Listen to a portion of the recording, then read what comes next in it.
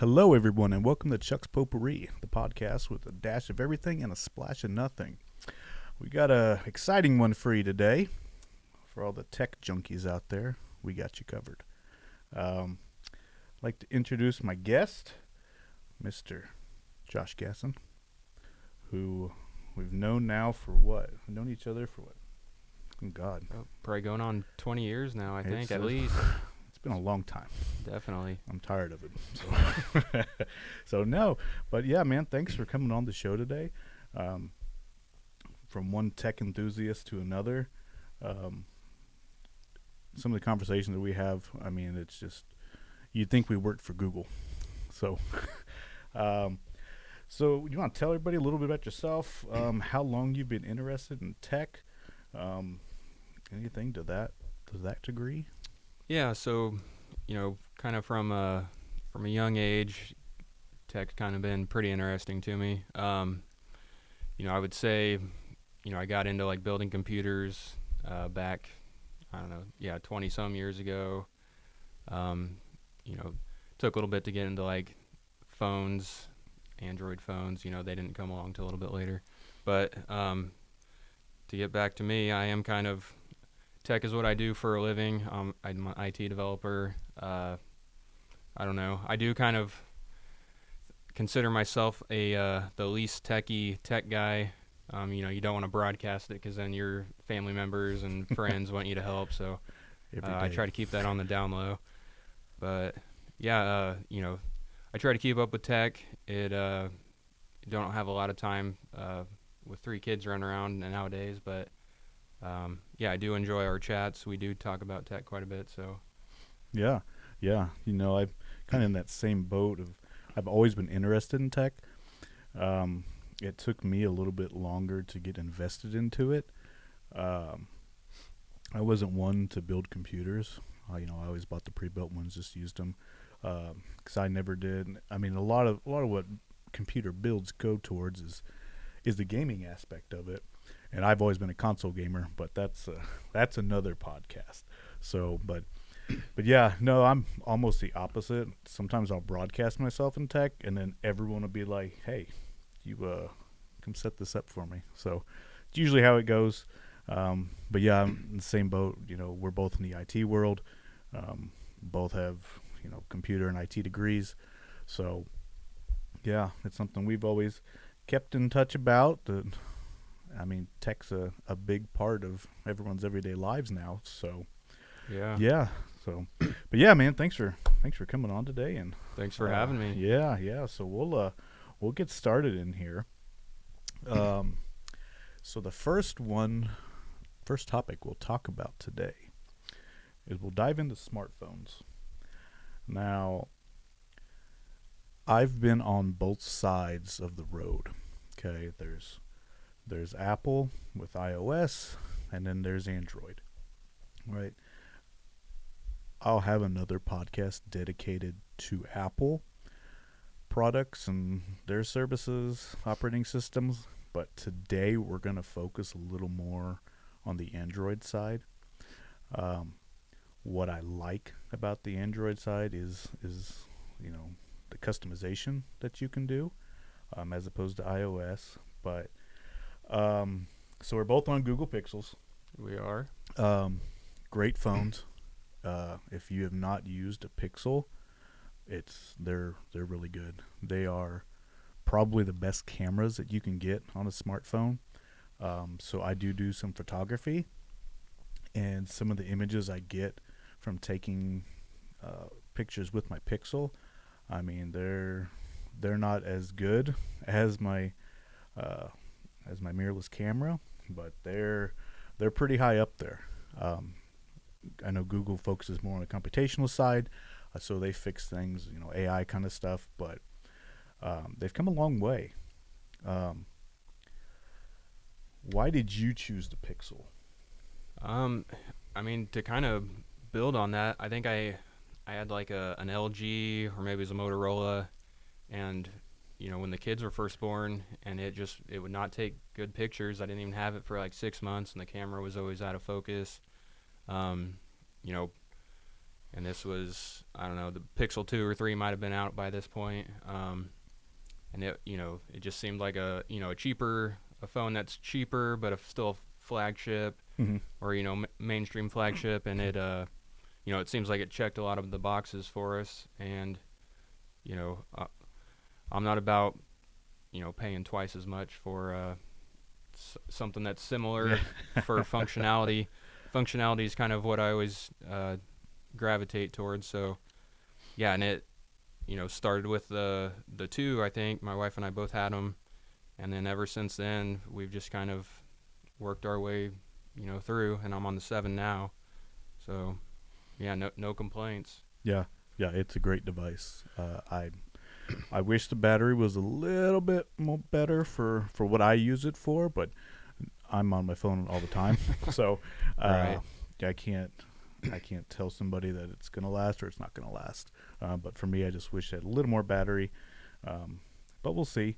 Um, do you remember what your very first cell phone was? Um, as far as like an actual cell phone, um, so I think like back in high school, my mom would let me borrow her flip phone, and it was like back when you could do ringtones, and I like Yep. had like 50 Cent in the club, and I was so happy to get that ringtone. Yeah, I think it was like an LG something. My first actual like Android phone. Um, I don't remember the model, but it was a slide out, and it had the keyboard. Oh yeah. I don't remember what it was called, but I always thought that was cool. But here we are today. Well, and you've had a fold. I've had everything. Yeah, Any kind of phone you can think a of. phone connoisseur It, over here. it folds, it bends. I use it. Uh, my very first cell phone that was officially mine was a little Motorola candy bar phone that I got. Uh, I maybe my into my freshman year, sophomore year in high school, and I thought it was so cool. You get this device that you get to keep in touch with everybody, but at the same time, that thing worked like half the time. So I'd go to make a call and it would shut off. And there were multiple times where I was stranded after baseball waiting for a ride, and I just couldn't call on my phone. So I'm not sure what I upgraded to after that, but that kind of it wasn't too fun. But it was still cool to have one, back in the Right. early Yeah. 2000s like that. So, but the first actual smartphone I got, um, I want to say I had one of the first Samsungs. Um, I don't remember if it was officially called Galaxy back then. It may have been. I think it was like a Samsung Captivate. It had like a metal back on it. It felt really premium. Great phone. Right. Um, so, but yeah, I've been on Android for a long time. I've been on iOS for a long time.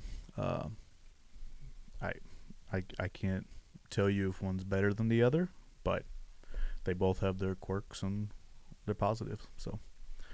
Um, so keeping with the smart stuff here, um, jumping over to smart watches. Uh, what smartwatch are you currently on right now?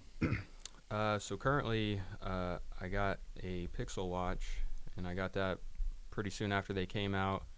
Um, Before that, um, so I've always owned a Fitbit device, one Mm. way or the other. Yeah. Started with the Charge. Yep. And that was more just kind of fitness oriented. Oh, see what time it is, count your steps.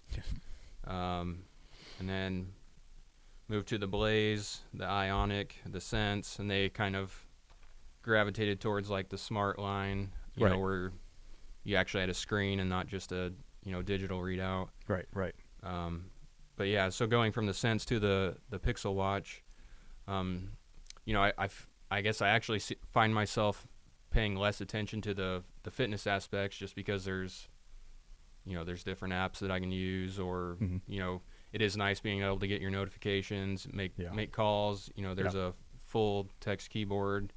So I mean, I don't have the LTE version, but as long as I'm within Bluetooth range of my phone, I could Right. basically do whatever I want with it. So, Yeah. um, Yeah. I would say it's a little pricey. I did have a good deal on the Google store, so that's why I went ahead and did go with it. But um, you know, so far it's I've been pretty impressed with it. Battery life, it is less than a day for normal usage. I will go Yeah. on runs with it and track on GPS, but Yeah. um, yeah, for what I paid for it, I'm good with it. Yeah. Yeah. It seems like a solid watch. I wish the screen on that was a little bit bigger. Yeah, I will say, yeah, looking at like some Samsungs, the Pixel Watch, it could look a little more aesthetically pleasing, but Yeah. it for what it is, yeah, And it's Google's first smartwatch too, so growing pains.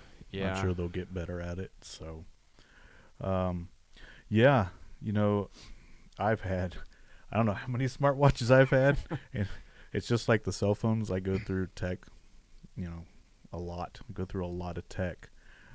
I've had Apple watches, I've had Samsung watches, I've had Fitbits. I'm currently on the Garmin Venue 2 Plus. Great watch for anyone out there listening. Um,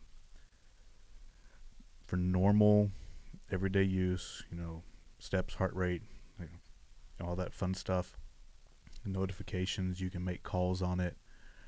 And plus, I'm one of the ones I don't sleep with my smartwatch on.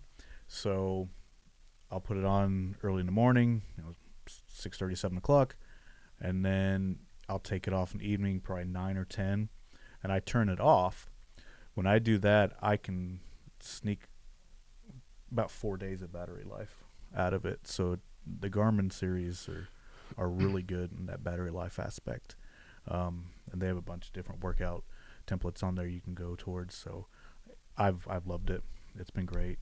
Um, the only real downside that I have to it is, I mean, it's a smartwatch, but it's not as smart as like the Galaxies and the Pixels and the Apple Watches out right, there.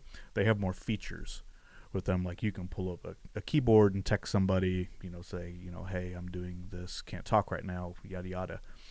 Whereas this has like the pre-built-in messages, so I can send out some stuff, but it's not as good as just typing it in. right, The Apple Watch I had was fantastic, with like all the apps that it had in it. The keyboard was great. Taking calls on it was great. But yeah, having to charge your watch every night. I mean, and I know we do that with our phones. So but yeah, the having to take it off, yeah, because I mean, I have to charge it. So I wear mine at night. mhm. Because the Fitbit's built in, or so you still get like the sleep profiles, and I like to look at that occasionally. But Right, right. so I'll either try to charge, if I forget to right before bed, then it will be in the morning. I mean, thankfully it's not a big deal since I work from home, so I'm not far from it to put it on when I need it. But Yeah, yeah, the battery life, yeah, that's an adjustment for me coming from the regular Fitbit devices where it was like yeah. 4 to 5 days. So Yes, yeah. Fitbit was great on battery life too. So, is there any other watches you'd want to try right now, or are you pretty content with this Pixel one? functionality wise, I mean, I think it checks a lot of the boxes. Aesthetically, the Samsung, the Galaxy watches are, I think they're sexier looking. Mm. I mean, what you have on, looks better than what I have on, in my opinion. Um, but I don't know. Nothing's catching my eye at the moment. I Yeah, usually I've been running my, the watches into the ground, and then once there's usually something new out by the time it's ran its course, and then I just kind of see what's available at that point. yeah, absolutely. I wish I could do that. It'd save me a lot of money. I'll tell you that. So yeah, I mean, like I said, we're not spokespersons for any company. This is just what we'd reviewed, what we had, and our take on it. So, um, sticking with some Google stuff. How about smart homes? How smart is your home right now? You got a Um, lot of devices running around there that. Yeah, kinda. So I do. Yeah, I'm on the just keeping with Google. I'm on the Google Assistant, and any devices that are compatible with that. Mm-hmm. Um, so like what I started with actually was Wise Cams, which are now Google Assistant compatible. So then I have some smart displays where I can be like, oh, okay, Google, show me the front yard, Sure, and it'll sure. pull it up on that. I did have a thermostat. I did have a Wise thermostat, and Mm-hmm. it actually bit the dust. So currently just rocking the dumb thermostat. Old school. Yeah, but I mean, we probably have like 5 or 6 different Google speakers. Mm-hmm. My my garage door is actually, I can tell Google to shut the garage door or whatever. Yep, yep. I do have some smart lights in the basement that I can like change the colors and stuff. Mm-hmm. But that, I know you can do like, I haven't gone as far to do like automation where like, oh, geofencing my phone to say if I'm not home and the garage door's open to shut it. But I know you can do stuff like that. Right, right. But I haven't got quite to that point yet. It Yeah, would be cool to eventually at some point, I think. But yeah, yeah. It's one of those things where I don't know if you've ever heard this, but the IT hardware people, they say love all the techie stuff, but then people on the software side are like dumb everything. uh, sometimes I don't. Sometimes I feel that way because I'm more on the IT hardware side of things. So I have a right. lot of smart devices. Um, you know, we're we're more on the Amazon side right Mhm. now. So we've got Ring doorbell, um, Ring chime. We've got some Alexa devices, some Echoes running around the house. Um, but I do have a couple Google things. So we do have a Nest thermostat. Mhm. It's really great. Being able to control your thermostat.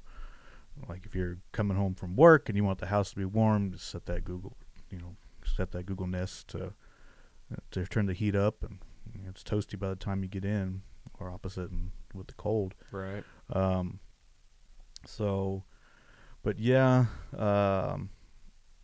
for cameras, I've had pretty good luck with Blink. Mhm. Um, so I have an indoor camera. We have an outdoor one that I use for the chickens. So they've got a nice little wireless Blink camera out there, and they're really good. Um, if you want a cheaper option of security cameras, I mean, they got an app you can just check in. You can record if you need to. I don't pay for any subscriptions, so I don't record anything. Right. Um, or I do. You'll never know. Uh, um, there's a couple other little odds and ends cameras that I've gotten over the years that, for security purposes, that still work. Um, I know Google's got quite a good line with their cameras, so maybe in the future it's something I'll look at. But I've always been an advocate for affordable tech. Yes. Um, as long as it works and it does what I want it to do, you know, and the price is right, I will definitely get it. So that's one of the reasons we look into these Amazon devices. Is yeah, they're not the highest end devices, but at the same time, for the price you pay for them, they're really good. So, um, yeah, yeah, we're just we claim to be smart with these Right. devices, but I don't know how smart we get sometimes. Uh, the saying goes: the more smart things you have, the dumber the dumber you feel. So, Right. um, but yeah, so touch on another topic here. So, how about electric cars? Do you have any experience with them quite yet? So yeah, so this is something I can kind of talk about. So we actually we had a plug-in hybrid Chrysler Pacifica for a while, and I was, you know, I've always kind of been about efficiency in general. I've had hybrid cars, not necessarily electric ones, Mm-hmm. and then you know we had some kids. Vans are super functional, and why not? Yep. add the electricity to that as well. Yep. Um, so we did have one of those for a while. I had to talk my wife into it, because it's not the sexiest thing driving a big old van around, but you could put a lot of stuff in it. Oh yeah. So I mean, Yeah. because we no longer have it, but I definitely miss it every day. But yeah, so when we did get it, we put, I put a 240 volt outlet in my garage so I could plug it in every night. Right. I mean, it only got like 30 miles range on the battery, Mm-hmm. and then it would switch over to a gas engine. But I could still go, I could get a lot of errands done, and then before kicking over to gas. And so I only filled up like once a month. Yeah. And I mean, Yeah. that was always awesome to, not have to worry about, Right. you know, Right. I mean, it was kind of the best of both worlds. Whereas, I know if you're full electric and say you're going on a road trip, you kind of have to plan a little bit. I know things are a little bit better nowadays, but, Yeah. you know, when, so we got rid of the van, and we went down to one car, and I was really wanting to get a Bolt, but the wife vetoed that. Oh, So, yeah. but, because they're affordable. The Yeah. tax credit, I think, came back to where, Right. you could get them for, basically like the price of sedans. Yeah. So, Yeah. but they are a lot cheaper than what they used to be. They are. I think they're more affordable. Like the Nissan Leaf is another affordable Yep. affordable one. So Yeah. They're getting there. They're not quite there yet. The full-on electric ones they're starting to come down in price, but I'm still holding off on one. I might go hybrid for the next one. I don't know if you've seen it, but the Ford has a Ford Maverick. It's a small truck that you can get it in a hybrid option okay, that starts right around 20 grand. yeah, So for a pickup truck like that, that may be what I'm shooting for next. The wife's already vetoed it once, but maybe I can get her to come around the next time. So just well, get it and ask for forgiveness. I yeah. guess. Well, I might be sleeping in it, but I'll have it. So yeah. So let's kind of wrapping this show up here today. What do you know about this ChatGPT? So I guess real quick for everyone out there who doesn't know what ChatGPT, it is an artificial intelligence chatbot developed by OpenAI. It was launched late last year, and this thing is pretty crazy. It is. Before we came in, I asked it to type me up a script for this podcast, and I was impressed with. I didn't use any of it, but nonetheless, it was very impressive of what this ChatGPT can do, and the answers that it gives. It's not perfected yet by any means, but it's very interesting. Yeah, I agree. Because I'm not gonna disclose where I work, but I do have coworkers that sometimes will run into issues and feed it into ChatGPT, Yeah. and it actually gives answers that are relevant and useful. So Yeah. I know like Google and Microsoft are working on their own versions, Yes. and countless others, because people are just and for years we've always said, oh, just Google it. Yeah. But now it's just Chat GPT. Yeah. So And yeah, I think Google definitely has something to worry about. Yeah. Until they get something rolled out. because Microsoft has the Bing, that's what their smart Right, AI yep. is, and then Google's I believe is the Bard, from what I've heard. But yeah, it's coming down the pipeline, and I mean it is informative, it is helpful. I don't know. It is a little scary to think about. Well, it definitely is, because I feel like it's gonna put me out of a job Yeah. as an IT person. So, people won't come ask me questions. They'll just Yeah. cut the middleman out. Yeah. So, Maybe I'll just tell people to go to ChatGPT when they say my monitor won't come on. I say, well, talk to ChatGPT and try a couple things. So, right. uh, but yeah, it's very interesting. It's only going to get better and smarter. So, you always talk about AI taking over the world. Well, Yeah. here it comes. Not really though. So, um, I think that's gonna wrap it up for today. Um, we'll throw out just a quick one here. Bonus question, bonus topic: Uh-oh. the Mac versus PC debate. So you're probably gonna be on the PC side. Yeah, I mean, building those PCs, you don't really hear about people building Macs, I guess. You can't. Right. You can't. I mean, I guess you could, but Apple makes it very, very, Right, very yes. difficult to do Yeah. so. Yep. Yeah, I love Macs. I've used them before. I've had multiple Macs. They're great. They're fantastic. But just something about PC that I just like a little bit more. The customization and upgradability you can give yourself for it is great. I mean, Apple will support their products for a long time, and that's what has a lot of people going back. So you buy an iPhone, you buy a Mac, you're gonna use that Right. thing for years and years and years. Whereas a PC, I mean, if I get 3 to 4 years out of it, I'd be happy. Same Yeah. with an Android phone, and it's just on that Android side, it's a lot of the updates that it goes through. Apple is historically better at supporting their products, but Right. a lot of the Android devices are getting better. I think some of these places are doing 4 and 5 years now of OS and security updates. So, but yeah, that's probably all the nerd talk you guys want to hear for today. So, Josh, man, thank you so much for coming out and doing today's show. Thanks for having me. I really appreciate it. We'll have to have you back sometime. Yeah.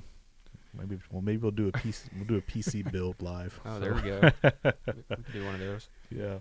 So thanks everyone at home for watching, listening to us. This podcast is available on YouTube, on Apple Podcasts, and iHeartRadio. Just search up Chuck's Potpourri. So thank you guys so much, and we'll see you in the next one.